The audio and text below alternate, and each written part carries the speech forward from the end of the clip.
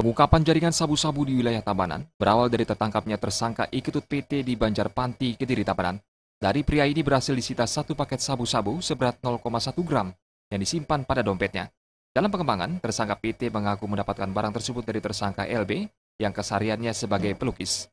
Selanjutnya polisi meringkus LB di Jalan Teguh Umar Barat dengan barang bukti 3 paket sabu-sabu seberat 7,7 gram. Dari pengakuan pria asal Yogyakarta ini, ia sempat menjual sabu-sabu kepada tersangka EN di Jalan Kembang Matahari, Kesiban. Selanjutnya polisi meringkus EN di tempat kosnya di daerah Dalung dengan 2 paket sabu-sabu seberat 1 gram. Sabu-sabu tersebut disembunyikan pada ikat pinggangnya.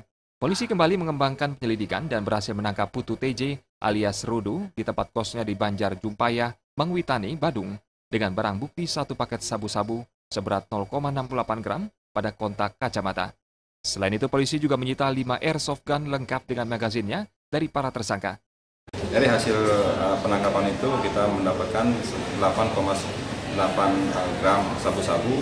Samping itu juga dengan kecekatan anggota di lapangan juga melakukan penggeledahan dan ditemukan seluruhnya adalah 5 senjata airsoft gun dengan amunisinya. Kini pihak polisian masih mengembangkan jaringan pengedar sabu-sabu serta menyelidiki keberadaan airsoft gun yang diakui tersangka untuk dijual kembali. Rai Swantara dan Kadek Swantara, Bali TV.